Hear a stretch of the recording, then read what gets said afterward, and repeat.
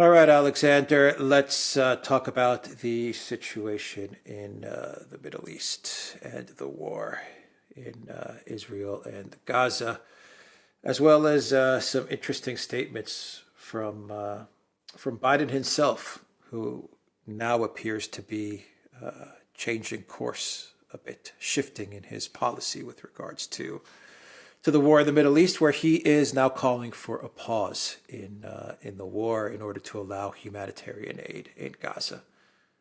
This is actually pretty significant, and it signals not only confusion in the United States, but perhaps it may signal that that even the Biden White House is starting to get very concerned with what's happening in the Middle East. The New York Times did a report and said as much, that the Biden White House is concerned with what's going on in the Middle East and the way Netanyahu is handling this war.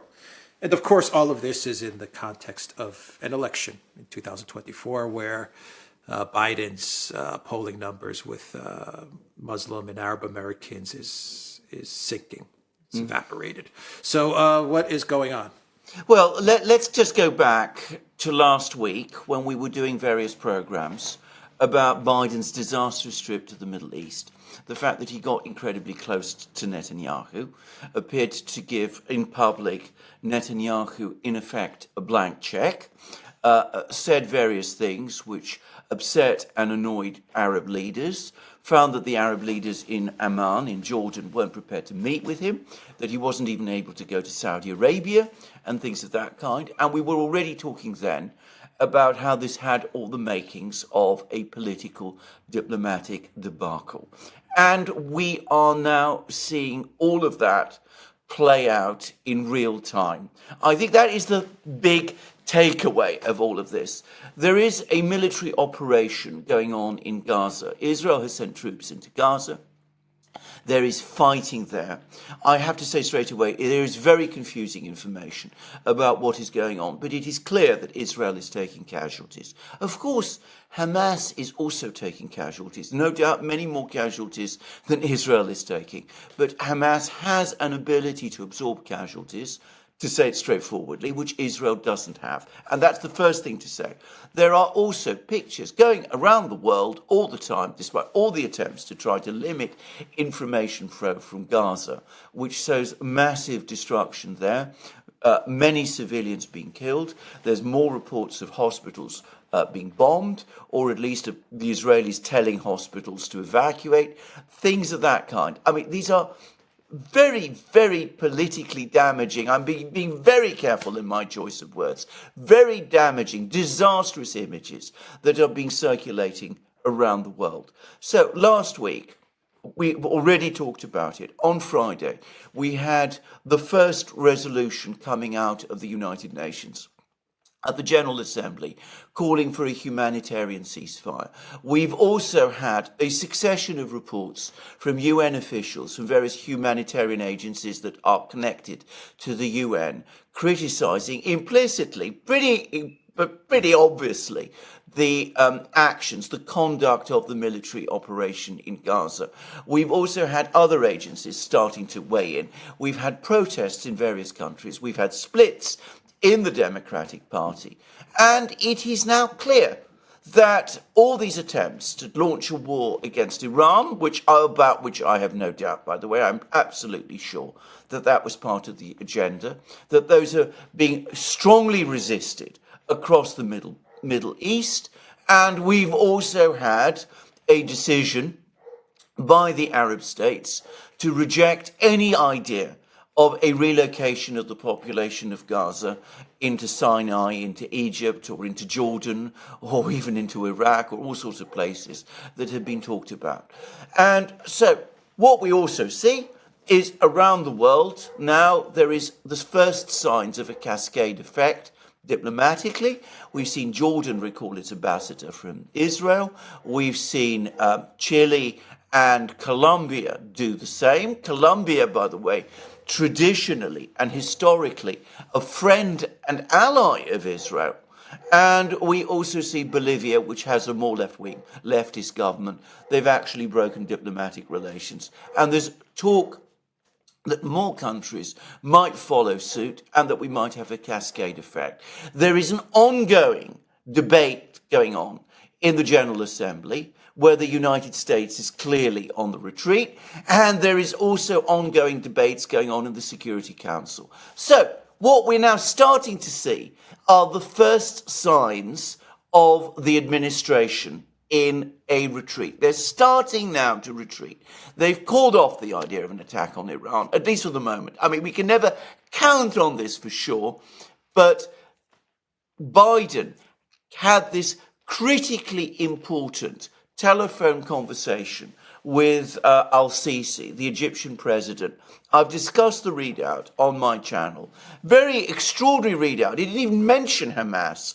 It said no displacement of the people from Gaza, no wider war, agreement to allow humanitarian supplies into Gaza, and it even referred in a sort of elliptical way to the possibility of humanitarian pauses.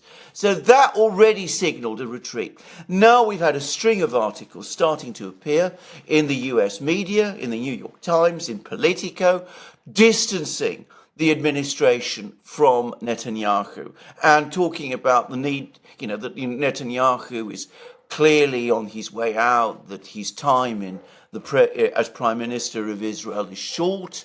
In other words, the United States wants, or the administration wants to see him go. And then today, we've had these mumbling, incoherent comments from Biden, in which, of course, he doesn't call for a ceasefire. The United States has repeatedly rejected a ceasefire.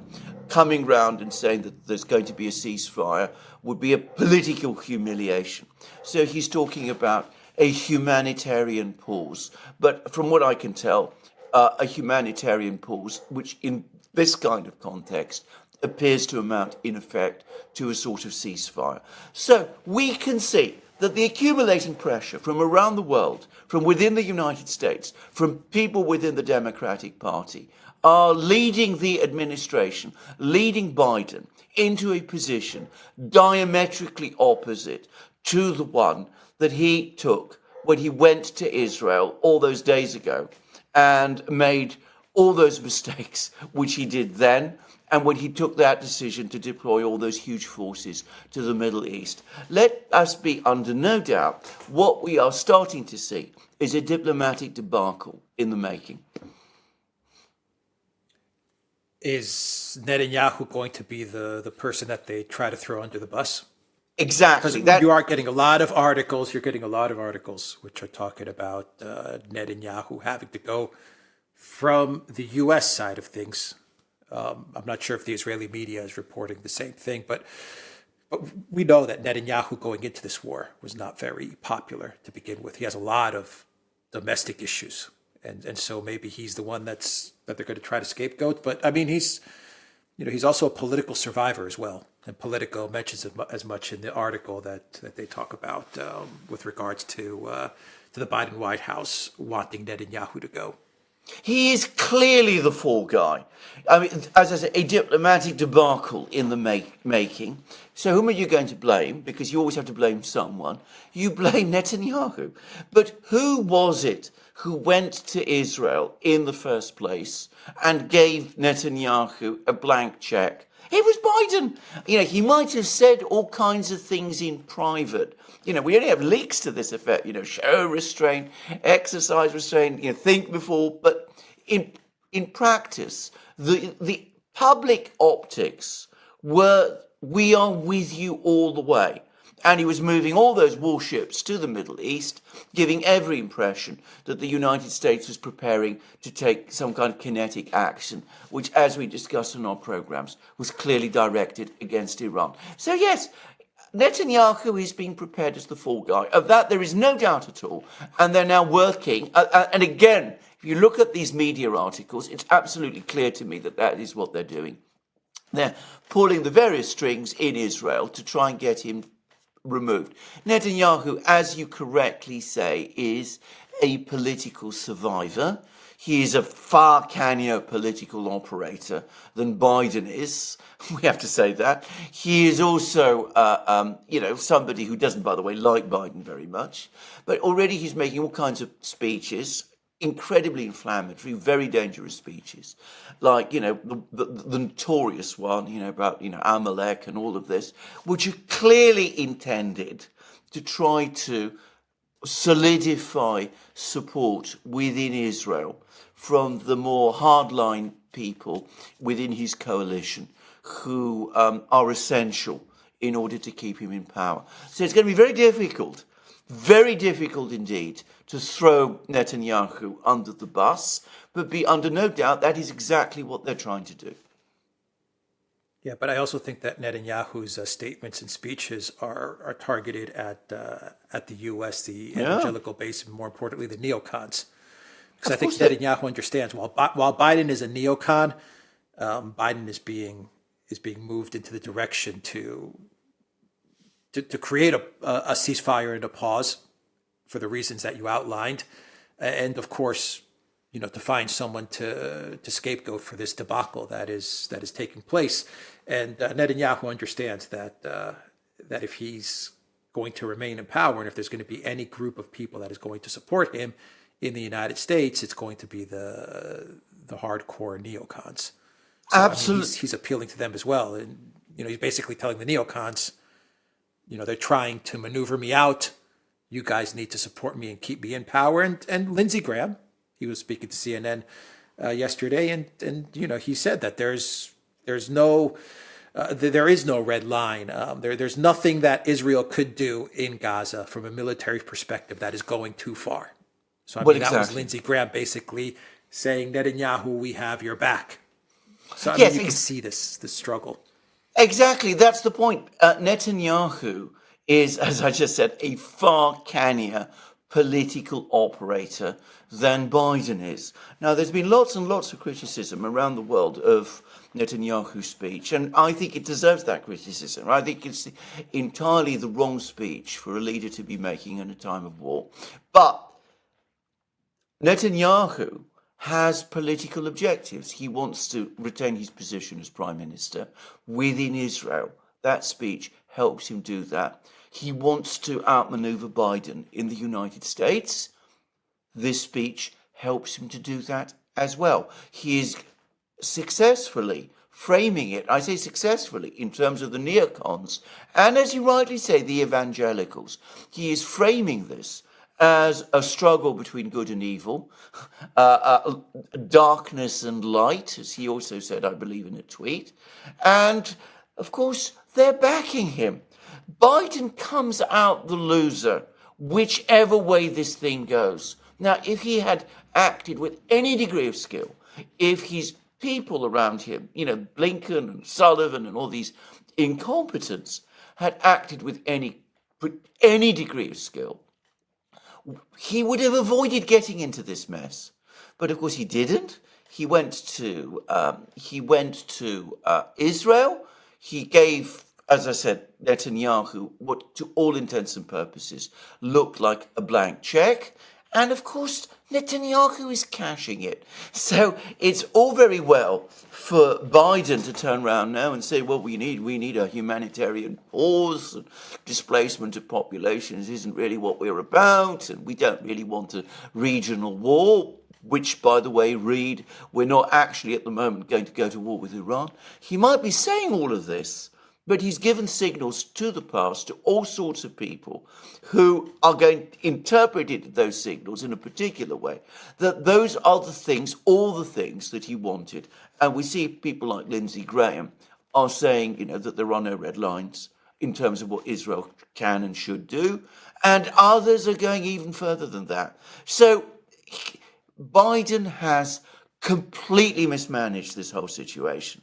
And it needs to be said. But there's always the component of the elections as well. And in the Biden White House, you have Jake Sullivan, who's the campaign guy. And he's getting the feedback from the DNC.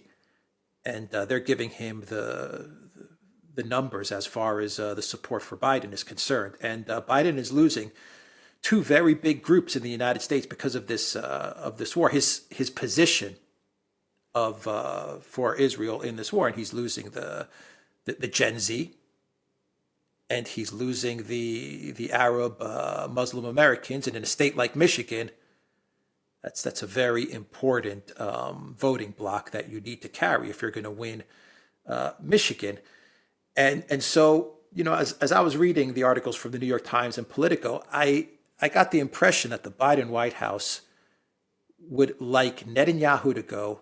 They would like this war to wrap up in a couple of months, because they even said that Netanyahu probably only has a couple of months left. And they would like to forget about all of this and then rebuild their ties with the Muslim American community, the Arab American community, and the Gen Z, in order to win back their vote before November 2024. I mean, this is what I think they're hoping for. But if I was Sullivan, I wouldn't bet on this. Well, hope springs eternal, as they say. You're able to win back all of these people. My own personal view is that the damage has now been done in electoral terms. I cannot imagine that the people that we're talking about, especially the Arab Americans, are going to be won back in that kind of way. Whom they're going to vote for, or even if they're going to vote at all, is another matter. But I cannot really see that they can be won back. They should have thought of all of this before. Of course, they didn't. They followed initially the route that the neocons laid out for them, because you're absolutely right. Biden is himself a neocon, so he did what the neocons told him, and Blinken and Sullivan are ultimately neocons themselves. So they went with their visceral instincts. They didn't weigh properly the international reaction, and they didn't weigh properly the reaction within the United States. And so as I said, he's a loser whichever way you look. Now, it might be that he can pull something off. Does anybody think that Joe is going to pull anything off? That he's the kind of politically astute, skillful operator, the person who, is able to come up with some great soaring rhetoric, some great vision that will be able to win people back? I really don't think so. What they're going to do is they're going to blame it all on Netanyahu, try to leave Rashid out. That might turn out to be very difficult and very messy. And at the same time, as they're doing that, they're going to blame everything on Donald Trump and, try to crank up the hostility to Donald Trump to even more stratospheric levels. And by the way, I was looking at the polling data from the Republican primaries, and it looks increasingly now as if Trump is going to walk them. I mean, he's so far ahead of all the other candidates that it's not even possible to talk about a real alternative to him. So he's going to get the Republican Party nomination. That looks it looks as certain as anything in politics ever is. In which case, as I said, he's strongly positioned, it seems to me, despite all these legal cases, come the election next year. Yeah. I wonder what benefits Netanyahu more, a short war or a long war? Well, I think that in terms of what Netanyahu's options are, I think what benefits him is a short war, and a short victorious war, one in which the Israeli military goes into Gaza, smokes out Hamas, and Netanyahu can then present himself to the Israeli people as the victor who defeated Hamas. Now, I have to say this, I don't think this is realistic and achievable. I'm getting all kinds of people with military backgrounds explaining to me what Israeli strategy is, and I follow this. I'm not a military person, as I've said so many times, but I follow all of this with great interest. But it seems to me that we're looking at a time scale that's going to last weeks and months for these plans to work out. I don't think that works best for Netanyahu, and of course it doesn't work well for Biden at all. Not with the deteriorating situation geopolitically that we're starting to see. and also the domestic problems that you've highlighted. So I just don't think this is going to work. I don't think we're going to see a quick campaign in Gaza, and I think that is the military reality. We went on that program with that was hosted by David Sachs on X Spaces, and I was listening very carefully to what Lieutenant Colonel Daniel Davis was saying, and he was also explaining there why this is going to be a very complex and difficult campaign. He didn't say that, if time was available, an indefinite amount of time was available, that Israel wouldn't in the end win. But as I repeatedly say, it's not a question. War is not just a question of, military things. It has to be conducted within a political framework. And the political framework just doesn't allow for a long war. Yeah, Netanyahu can't grind this out like Russia can grind this out. Well, for various reasons. yeah. I mean, there's various economic size, the geography, the size of the countries is very different. But Netanyahu also doesn't have the popularity and support that Putin has inside his country. And I think that's a big difference. It's a fundamental difference. Netanyahu didn't go into this conflict at 80% approval rating. No, he's going into this he went into this war a very battered and investigated. I mean, he's got the court cases. Prime Minister. Absolutely. We forget there were protests in Tel Aviv every week. It seems for the past 12 months. Every week you were having protests because of the judicial reform that he enacted. So he's in a much more vulnerable position than Putin or Russia, and I don't think time works for him. Where in Russia's case, time absolutely works for Russia. Well, exactly, and that brings us to the key point. It's because, of course, the difference is the one that you've just highlighted. The Russians opted to fight for a long war. I mean, they could have gone in all in. They could have, attacked the energy system. Launched missiles against, directly into the power plants. Not just now, but all the way back in March 2022. They could have done all of those things. They could have, unrestricted bombing campaigns in the eastern Donbass, all kinds of things. They could have done that. They chose not to. They chose to take it slow. And they also chose to act in a very restrained way. And of course, Putin has come in for massive criticism within Russia from various people for doing this and for keeping the gloves on, as they saw it. But he understood, not just him, but the entire Russian leadership, both the political and the military leadership, understood that playing it long worked to their advantage. They understood that war is ultimately a political matter, and we see how it's worked in the end to their advantage. We're seeing it increasingly clearly now. Now, with Israel, it is the diametric opposite. I mean, this has been massively improvised in a huge hurry. Nobody has really sat down and thought through what to do. And instead, they've gone in for a war where if they are going to launch a war, they need it to be a short one. But in fact, it has to be a long one. And nobody, either in Israel or even more in Washington, in the administration, seems to have understood that a long war works against Israel, but it also works against the interests of the United States. Yeah. They shouldn't have declared war. No. They should have launched a special terrorist operation. Absolutely, and they should have. That is what they should have done. By declaring war, you say that this is, because war is an act between states.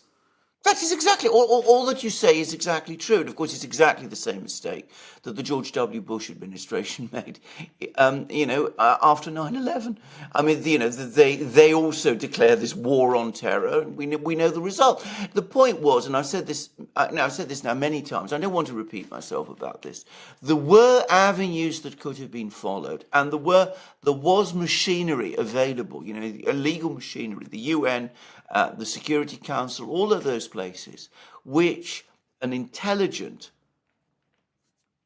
administration, and it did need to be the US administration, because expecting the Israelis to go down that road would have been asking, I think, an awful lot.